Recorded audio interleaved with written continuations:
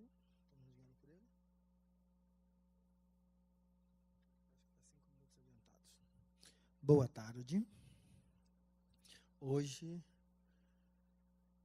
mais uma vez, falando mais uma vez, o que ontem eu estava terminando falando aqui também, eu estava brincando com Célia. Tem que ter muito saco para estar me ouvindo sempre, cada vez, um dia após o outro. Mas vamos lá. O tema é, sei lá, aquela viradinha que você dá ali, aqui, ó. É porque esse nosso trabalho é transmitido pela internet, online. E aí a câmera, ela tem um visor. Eu peço para que ele vire um pouco, porque como eu fico um pouco inquieto, né, não fico num lugar fixo, aí dá para olhar o visor se eu estou saindo muito ou não, para quem está do lado de lá, observar. Rapaz, eu só fico inteiro se eu ficar cá atrás. Se você puxar mais a imagem um pouquinho, fica melhor. Então, veja, o nosso tema de hoje é autoiluminação, o despertar de um novo tempo. Mas autoiluminação, de onde é que vem essa história, né? Nós vamos buscar olhar o seguinte: todos nós fomos criados simples e ignorantes. E eu acho que a imagem da criança fica muito legal, porque fica bonitinha como está aí, certo? Simples e ignorantes. E o Criador não nos delegou, certo, o contexto de castigos. Porque imagine, como é que você castiga alguém que é simples e ignorante? O que fez? Errou. Errou pelo quê? Pela ignorância. Porque uma vez, dentre as minhas andanças, lógico, eu estava brigando com alguém especial. Porque veio a mim uma avalanche de questionamentos em que eu olhava para eles e sentia como se fosse múltiplos dedos me apontando. Eu era o culpado. E aí eu disse o seguinte: mas peraí, se existe um culpado aqui, esse culpado quem é? Deus. Porque se ele me queria de outro jeito, fizesse de outro jeito. Por que ele me fez assim? Então o culpado é ele. E então eu estava na minha querela com Deus, né?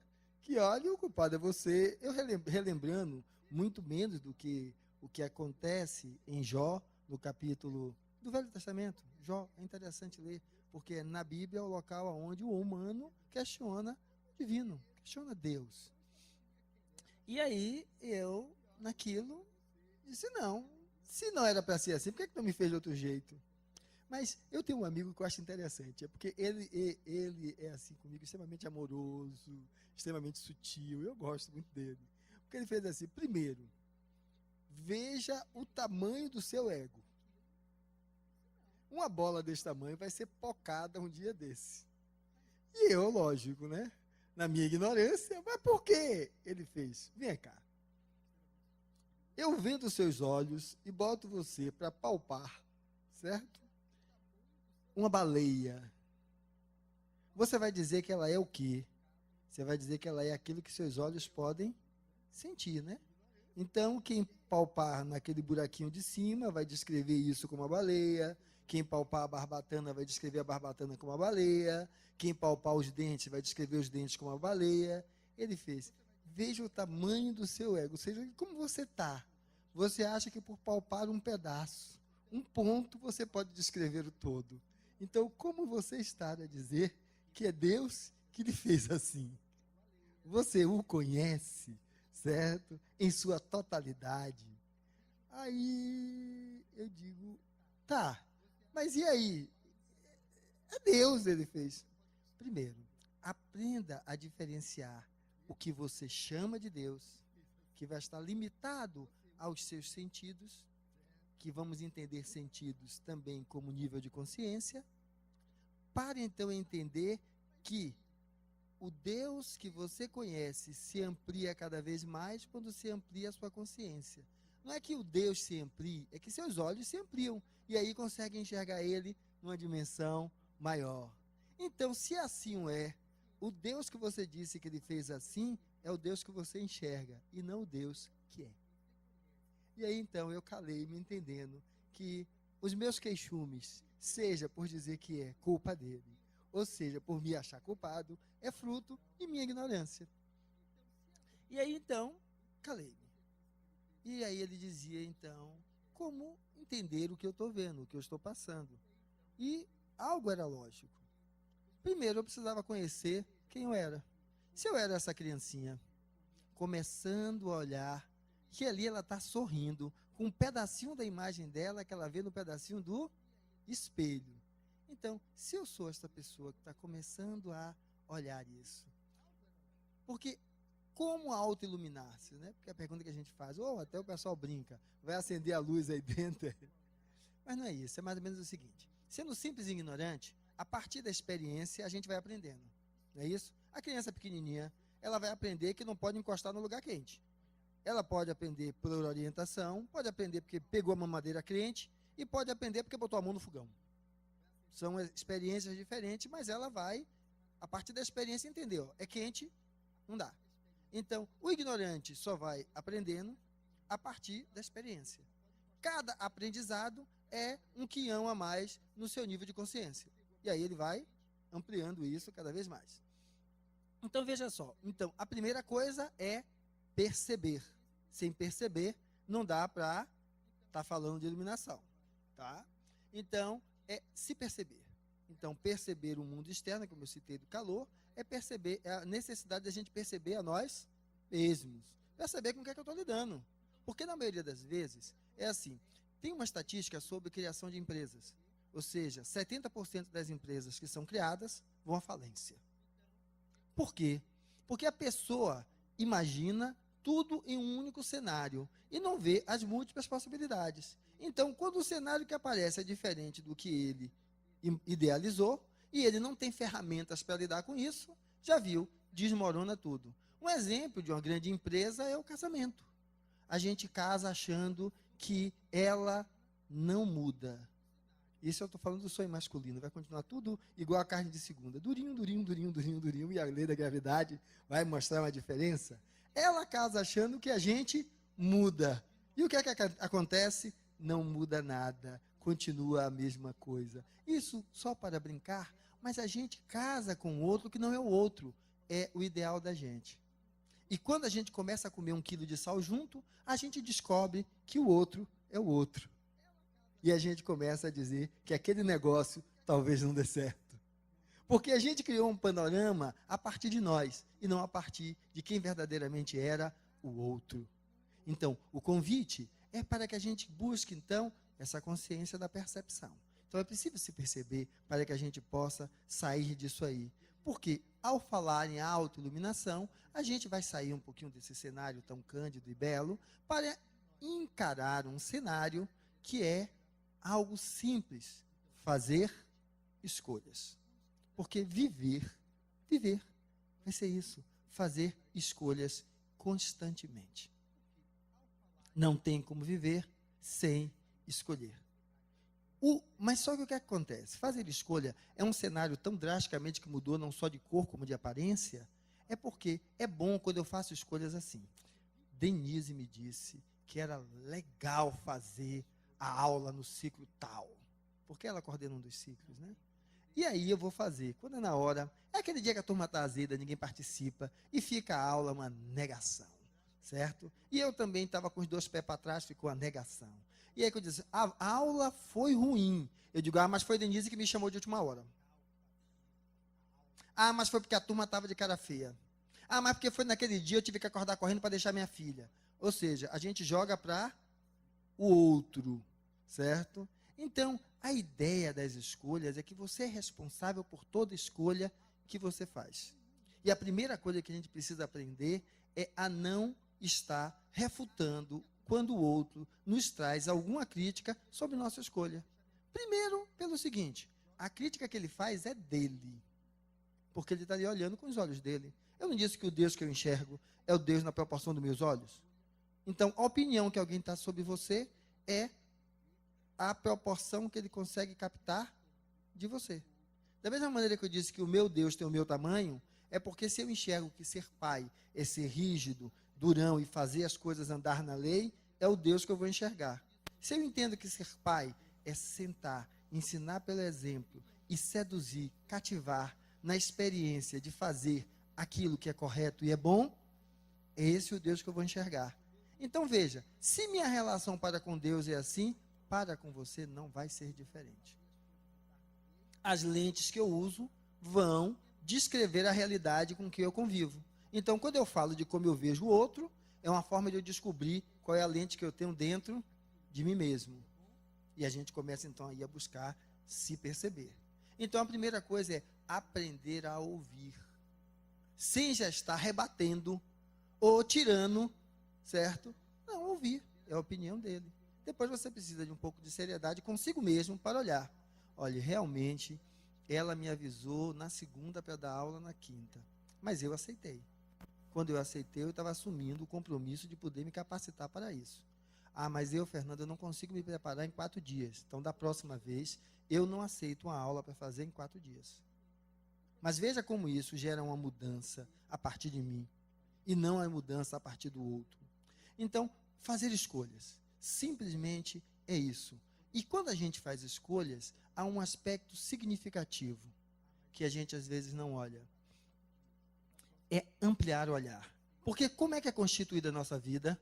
Nossa vida é um grande palco, aonde entre dramas, comédias e tragédias, vamos aprendendo aqui e ali.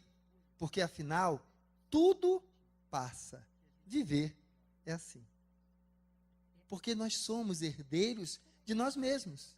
E nada é maior do que nós? Não, porque nós não somos o que vocês estão enxergando. Nós somos essa essência que dá vida a isso que você está enxergando. Mesmo quem é vidente está vendo alguns espíritos aqui, eles não são o que esse vidente está enxergando. Ele enxerga o corpo perispiritual desse espírito, que não é ele. É uma das formas de expressão dele. Então, veja só, quando eu descrevo isso, é para que a gente possa, então, perceber-se de algumas coisas. No momento que eu entendo que há algo maior, quando eu estou a falar de alguém, quando eu estou a absorver, ouvir aquilo que o outro está me dizendo, e esse convite, então, para um olhar de despertar, esse olhar está dizendo que eu preciso me perceber agora como esse espírito imortal. Então, ou seja, é o câncer, é uma querela familiar, é um problema do tamanho de um boi, passa. Porque até se eu morrer, quem morre não sou eu, meu corpo morre, meu espírito continua. E essa experiência vai comigo. Então, viver assim fica mais leve. Fica mais leve. Porque auto-iluminar-se é perceber essa leveza que o Cristo nos convida em algo que é mais simples do que amai os vossos inimigos. Meu fardo é leve e meu jugo é suave. Porque quando a gente vai falar de amor, a dimensão dessa palavra, certo? Que são 4 letrinhas, mas a gente não consegue abraçar. Mas aí é fácil. São noções que podem tornar-se um quantitativo métrico. Ou seja, seu fardo, porque é o que o Cristo sugere, que deve ser leve. Então, qual é o peso que você está dando às coisas na sua vida? Para saber se você está despertando para um novo mundo ou não.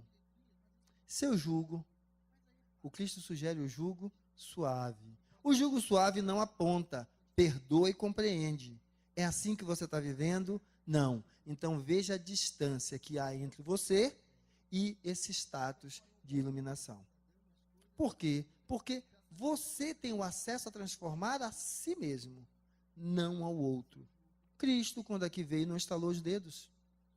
Ele despertou esse elemento, ele deu uma impulsão nesse elemento que existe dentro de todos nós, que é a fagulha divina, nessa migração em direção à ampliação da consciência e à percepção de Deus dentro de si mesmo, para que a gente possa dizer igual ao Cristo, não por mim, não por estar imitando, mas por estar vivendo como ele viveu. O Pai está em mim e eu estou no Pai. Esse seria o ápice quando isso se faz dentro da gente, porque aí Deus não é algo que eu conheço, Deus está em mim. Então, essa proposta que a gente chama merece a necessidade de um outro olhar. Por que isso? Porque imagine, é preciso que nós possamos enxergar sob a égide de que nós estamos vivendo. O que é que nós estamos levantando as mãos e abraçando?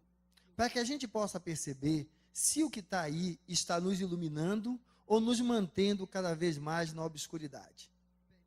Eu estou falando do seguinte, qual é o movimento em que nós vivemos? O movimento que nós vivemos é um movimento que pode ser definido por duas palavras: ganhar, perder. E aí eu trago de volta a lei do Gerson. O melhor é levar vantagem em tudo. Mas se alguém leva vantagem em tudo, tem alguém que está levando desvantagem. Então a lei do levar vantagem em tudo é ganhar eu, perder o outro. E nós vivemos nessa relação do ganhar-perder.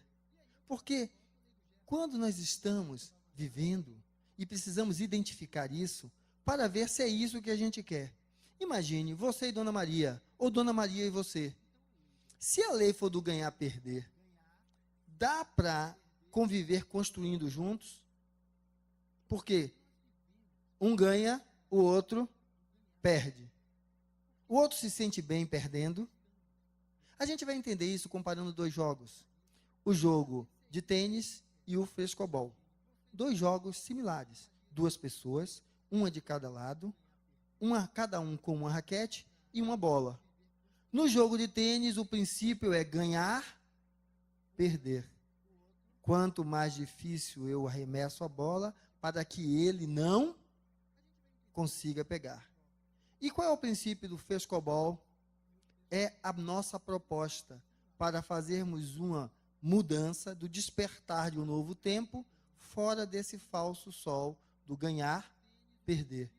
Que a base do frescobol é ganhar, ganhar. Eu tenho que bater a bola para o outro em uma posição que ele possa rebater para mim, porque a gente continua jogando. Porque o frescobol vai ser esse princípio, de um rebate para o outro, e é um rebater por outro que mantém o jogo, e não bater a bola de tal forma para que o outro perca. Então, é a gente entender essa mudança de paradigma, que é uma palavra bonita, mas a gente pode simplificar com mudança de modelo. Como é que você lidar na sua vida para a gente poder entender essa proposta de sair desse elemento que não é iluminação. Mas, Fernando, a nossa sociedade cresceu muito com base nisso. Cresceu. Mas ela precisa se transformar. Por que ela cresceu? Porque, lógico, o que fez a mudança, certo, daquele nosso temor da grande terceira guerra mundial, é que agora os donos do mundo a nível de investimento financeiro estão em todos os lugares. E se houver uma guerra dessa, eles perdem dinheiro. Então agora ninguém tem interesse nisso. Mantém as guerrinhas naqueles cantos, porque tem um comércio por trás daquilo. Mas ninguém quer mais destruir uma metade para que a outra seja do outro. É fácil agora ganhar em todos os lugares. Caiu o muro de Berlim. Então veja, começam a ser acionistas em todos os lugares. Então começam a olhar de uma outra forma. Os remédios que a gente tem hoje, que a gente está usando aí, que melhorou, revolucionou a medicina, apareceram porque os fabricantes eram bonzinhos e queriam, então, que todos ficassem bem de saúde? Não, eles queriam ganhar dinheiro. É ganhar para eles, certo? Ah, Fernando, mas é ganhar, ganhar. Eles ganham e você ganha também porque a sua saúde melhora. Não, é quase que um ganhar-perder, porque se você for olhar o custo de algumas medicações, ela só é acessível a 15%, 20% da nossa população. E eu estou colocando números altos, porque a grande maioria não está nem aí. Então é ganhar e o resto que se lixe, pague quem puder. O pouco que pode pagar me dá ainda a condição de ganhar o que eu quero. Então a relação é ganhar, perder. Porque se eu não ganhar, certo? Eu perco tudo, eu não consigo me manter. E não é questão de manutenção. Eu tenho que me manter e que crescer. Às custas de quê? O outro que se dane, o outro que se acabe. E aí é preciso que a gente perceba isso, Porque às vezes nós vamos dizer que o nosso grande inimigo é o tempo. E aí vamos dizer que não podemos fazer a coisa porque o tempo corre. E, Fernando, falar de mim mesmo, né? Eu já estou com 49, certo? Daqui a pouco está batendo na porta aí, e aí, certo? Vamos colocar 65 anos, que é o tempo que diz o governo que a gente ainda é produtivo. Eu tenho mais 15 anos. Depois disso, finish. Então, deixa essas coisas para os jovens. Eles que façam a revolução, eles que transformem. Eu agora tenho que ir mantendo o meu. Agora, veja só. Eu estou me olhando de uma maneira muito pequena. Porque quem está vivendo aqui não é esse corpo, é essa personalidade que está aqui a falar com vocês. Quem está vivendo aqui é meu espírito. Então, o espírito só leva consigo, no caminho da iluminação, do despertar de um mundo que vem, cada vez que você muda de etapa, aqueles valores que ele agremiou para si. Então, agremiar valores é fazer mudanças. Não importa há quanto tempo eu estou. Mas, Fernando, o médico me deu o diagnóstico de 6 meses de vida por causa do câncer que eu tenho. E aí? Os 6 meses de vida é do seu corpo, não é do seu espírito. Se comporte como quem você é. Um espírito imortal. O que você tem a aprender, o que você tem a compartilhar nesses 6 meses que a vida no corpo físico ainda lhe será possível. E eu, como profissão, eu sou médico. E eu vivencio casos interessantes. Um deles era, esse foi real, porque estava comigo, um menino com um tumor ósseo. Fez até o trabalho de cura aqui conosco. E o tumor deu uma melhorada, mas depois voltou de novo, ou seja, iria levar ele a óbito. E como ele estava lúcido, foi conversado com ele claramente. Como você quer ser tratado? E ele disse, eu quero que invista em mim até o último instante. Mas veja o que é isso. A doença dele não era curável. Ele sabia que a fase final de doença era o tumor se expandindo, a imunidade caindo, a infecção se ampliando e ele caminhando para o desfecho da morte do corpo físico. Ele disse, eu quero que invista em mim tudo que for possível. O que ele estava descrevendo é que o seguinte, eu não estou preparado para abrir mão da vida na dimensão que eu a conheço, que é essa. E eu quero me sentir apostando em mim até o último instante. E assim foi feito. Ele complicou, não ficou no quarto, foi levado para a UTI, se deu suporte com ventilação mecânica, até que ponto? Até aquele ponto que havia uma possibilidade de estabilização do quadro. Quando não era mais possível estabilizar, veio a infecção e ele partiu. Mas veja, qual foi a pulsão dele de manter-se com uma energia geradora de estímulo para si mesmo até o último instante? Se a vida continua, ele desperta do lado de lá dizendo, em nenhum momento desisti de mim mesmo. E se a vida fosse o término ali, ele terminou a vida com esse mesmo estímulo. Nós acreditamos na continuidade da vida. Então é um espírito que vai para o outro lado, acreditando que se deve lutar pela vida. Foi a forma que ele escolheu de expressar esse lutar, era levá-lo até esse momento. Já ao contrário, encontrei outra, certo? Um senhor, não quero fazer diálise, não quero que me botem na UTI. E quando começou a complicar, a família ficou naquela dúvida, a gente sentou para discutir, era o desejo dele, ele foi compensado, voltou para o quarto e fez a sua passagem no quarto, sem estar na UTI, sem ser entubado, e foi. Porque ele dizia que naquele momento de passagem, o que era importante com ele era ter a presença dos que o amavam, e não o frio de uma unidade de terapia intensiva.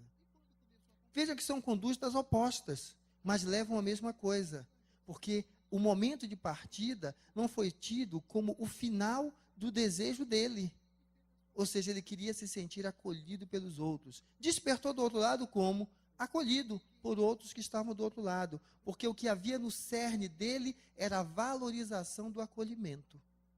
Assim como o que havia no cerne do outro era a valorização pelo seu dom interno de lutar pela vida. Então, quando a gente está falando, não há tempo, porque estamos falando do Espírito. E aí, então, quando a gente fala no Espírito, sempre vem a luz de um novo horizonte. Como vai ser? Não tem como imaginar. Não tem como imaginar. Quer dizer, como imaginar tem, né? Não tem como ter certeza do que será. Agora, uma coisa é certa. Se em equilíbrio eu estou aqui, como é que eu vou acordar do lado de lá? Em equilíbrio. Se em desequilíbrio eu estou aqui, como é que eu vou acordar do lado de lá? Em desequilíbrio. Então, esse horizonte é esse olhar. Perceber que se auto-iluminar é o despertar para um novo tempo. Quando você é capaz de olhar para a vida em situações críticas, como eu falei, com dois posicionamentos opostos, aparentemente na conduta, mas extremamente concernentes, quando estão falando de valores do ser, é você então entender o que é um novo amanhecer. E esse novo amanhecer que nós estamos aí descrevendo, e que não dá para eu dar uma fórmula, é porque é preciso entender que cada um de nós é que faz o seu caminho. Não existe uma resposta para todos nós. E essa resposta é preciso que a gente busque entender que eu não estou falando de elementos terminais apenas no contexto do elemento terminal ser a morte do corpo físico. Porque afinal, nós morremos e renascemos todos os dias. Alguns não acordam, dormem e não acordam mais. Então imagine que às vezes, aquela pessoa que dorme ao seu lado, na realidade, essa pessoa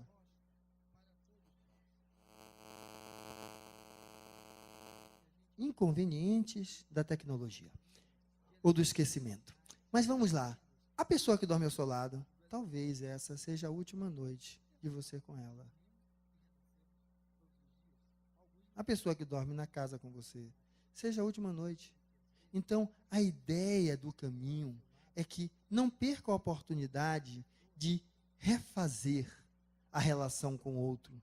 Não perca a oportunidade de entender que a vida, que é esse caminho, ela é o quê? Uma possibilidade de materialização da experiência do que o Espírito tem integrado e constituído dentro dele.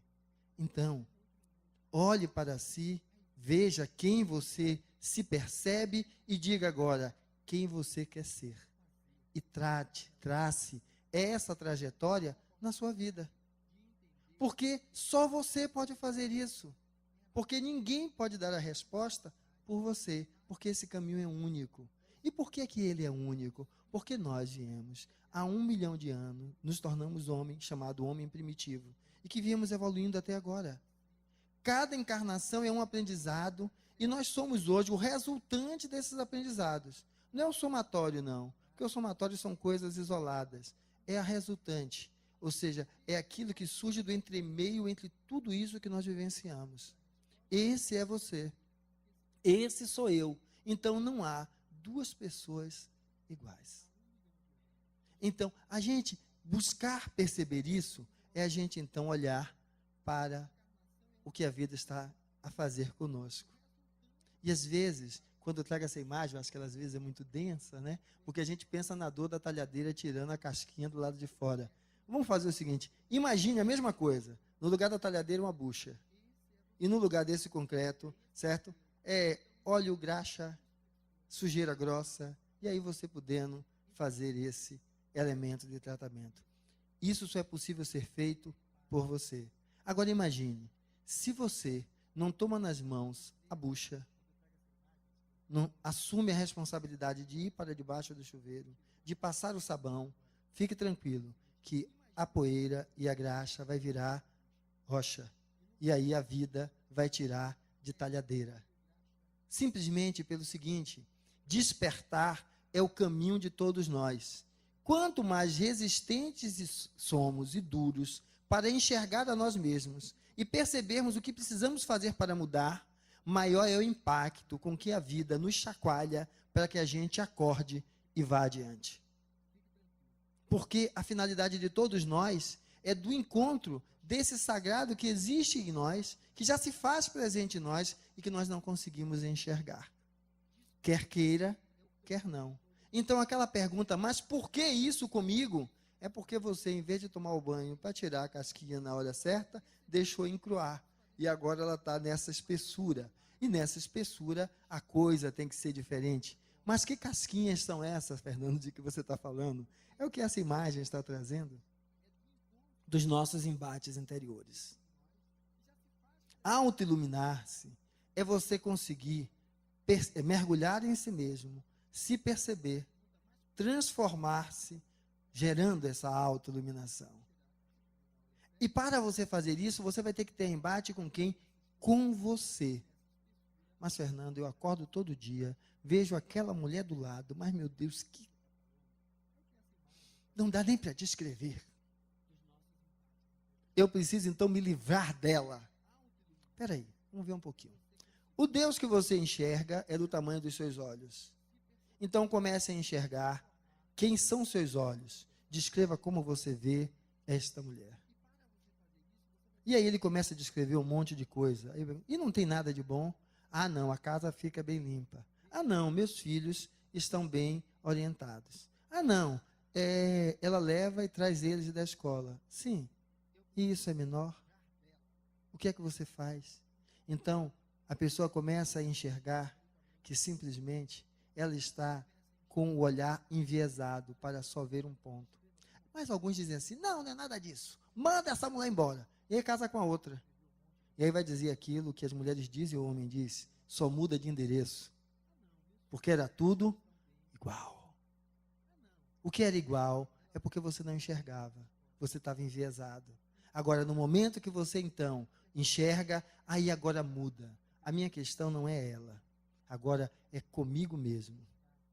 Porque, veja, se eu entendo que hoje eu sou um brutamontes, e sou um brutamontes porque não consigo enxergar e superar as questões que existem dentro de mim mesmo.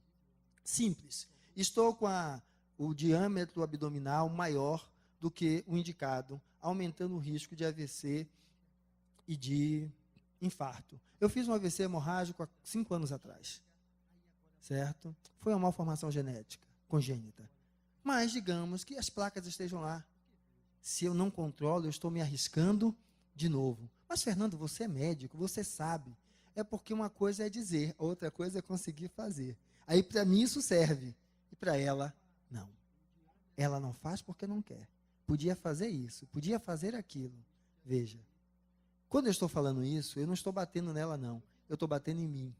Porque dentro de mim, um outro Fernando diz, você não faz porque não quer. Porque o olhar a lente que eu uso para julgar o outro, e eu aponto para ele, tem 3, mesmo Cotó, olhando para mim. Então ela é muito mais intensa quando é para mim. Agora, é isso que a vida me chama, para buscar perceber. Porque enquanto não fizer isso, eu vou estar trabalhando em cima de falsas autoiluminações. É porque entrei numa religião, seja ela qual for, onde o espiritismo é uma delas.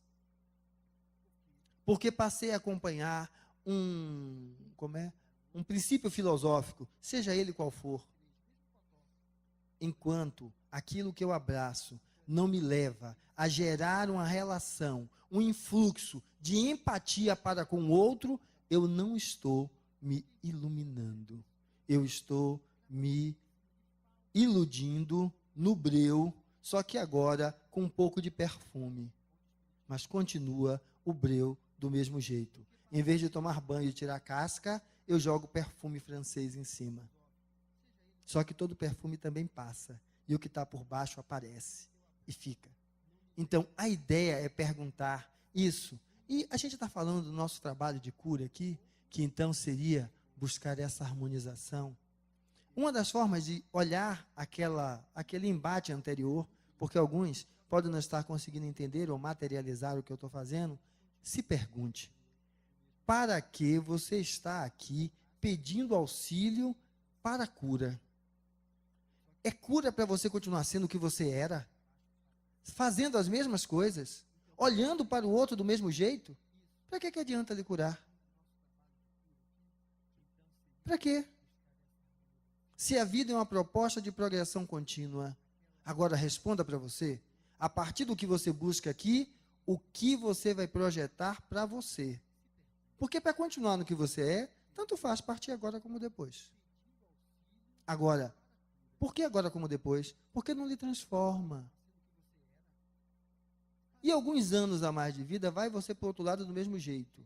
Desencarnado, preso às questões materiais, servindo de obsessor para esse ou aquele, do mesmo jeito. Faça o contrário. Busque, mas faça uma proposta para si mesmo. Qual o tamanho da proposta? Ser Madre Teresa de Calcutá? Não, faça o contrário. Pense como ela dentro de sua casa para com os seus.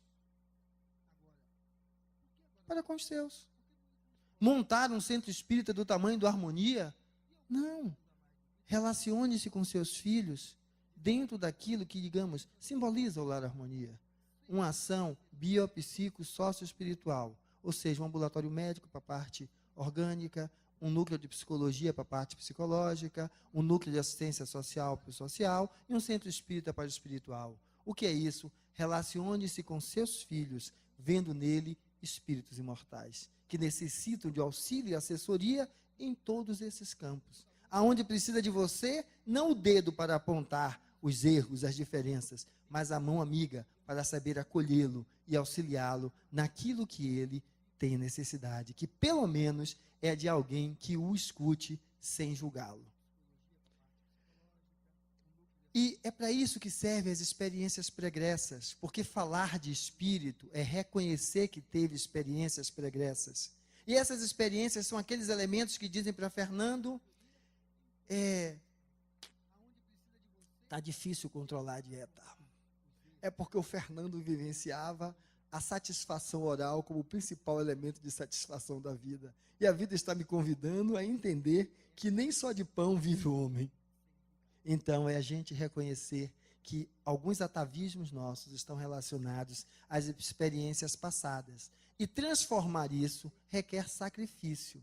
Agora, sacrifício pode ou não ser sofrimento. Se eu começo a fazer a dieta e cada vez que eu vejo minha filhinha de 6 anos, que é enorme, maior do que a de 8, que corre e me abraça, e na hora que eu sinto o estômago roncar, mas que eu abraço, eu sinto aquele carinho tão gostoso, e eu digo, talvez eu possa estar mais tempo com ela, sacrifício não é sofrimento. Que é esse o convite que a vida nos faz, para que a gente possa então transformar as nossas provas, como eu estou brincando com a dieta, certo? Em algo de crescimento. E não só isso, porque algumas coisas são tão duras, que então não são como provas, mas são como expiações. Aonde então eu possa lidar com as expiações, entendendo que elas são alicerces para uma nova proposta, de um novo amanhecer do homem que eu busco em mim. Porque não adianta buscar o Cristo lá fora, se eu não consigo buscar um Fernando cada dia melhor aqui dentro. Porque isso é que é se auto-iluminar. Porque ninguém acende o switch e tudo vira luz. Primeiro, porque se for assim, a gente não suporta. Quando você está no escuro, que a luz acende de vez, você se cega. Auto-iluminar-se é um processo progressivo. Que a gente possa buscar, então, a educação desta encarnação. Que a gente faz isso através da mudança da nossa visão de mundo. Então, a minha relação com a minha companheira tem que ser ganhar-ganhar. Bom para mim e bom para ela. Com meus filhos, ganhar-ganhar. Com meu vizinho, com meu patrão, com as pessoas com que eu lido, ganhar-ganhar. Com meu empregado, ganhar-ganhar. Porque quando ele está satisfeito no trabalho, ele também rende mais. E o trabalho flui melhor para todo mundo. Quando é ganhar, perder, ganho eu e ele que se lixe, porque eu só pago o que o mercado paga e dane-se, é uma relação ganhar-perder. E aí, cadê o esforço para fazer melhor, se não é valorizado naquilo que é? Que a gente, então, entenda que a gente não pode culpar ninguém. Por isso que é autoiluminação. Porque tudo isso que eu falei aqui é possível por causa do livre-arbítrio. E não adianta dizer que foi por causa de Denise, que me chamou para dar aula na segunda, que a aula saiu ruim na quinta. Não adianta fazer isso. A vida não recebe isso porque você mesmo não recebe. Porque lá dentro, Fernanda vai dizer, você podia ter estudado. Então, no final, admitir os equívocos e falhas da personalidade é a forma de, então, encontrar esse caminho da autoiluminação, aonde a gente consiga, literalmente, fazer uma mudança, fazer uma transformação, fazendo com que sacrifícios pessoais para a transformação resultem em mudanças e não sejam sofrimentos, mas sim elementos de luz, criando paz e harmonia, fazendo com que aquilo que era noite e que era dia não sejam opostos, mas sim duas faces de uma única moeda e que não se pode separá-las, porque elas são um conjunto, assim como são reunidas. E que então a gente possa entender que esse convite é feito a alguém, e esse alguém é você. E esse convite que é feito é o convite que o Mestre Jesus nos traz, porque ele busca nos abraçar individualmente, porque ele acredita que dentro de cada um de nós, esta luz está cada vez mais a florescer. E quando você acredita nisso também, você descobre o valor que tem em você. E descobrindo o valor que você tem em você, você descobre o amor. É aquele que liberta, porque só libertando dá para ver a beleza da borboleta voando. Mantendo ela nas mãos, você jamais vai ver a beleza do que é ela contemplando o horizonte. E então a gente entende que libertar é acolher. Quando a gente liberta, a gente acolhe, aceitando o outro nas diferenças que ele tem. E quando a gente faz isso, a gente participa dessa comunhão universal, de vários espíritos que estão aqui para ajudar vocês e a mim também, mas nós nos tornamos mais um deles. E aí então, não vamos falar de mentor, de santo, mas do homem que desperta e encontra o potencial divino dentro de si mesmo. E então, para mim aqui é o sentido da autoiluminação, o despertar de um novo mundo, de um novo amanhã, que a vida lhe convida agora e sempre.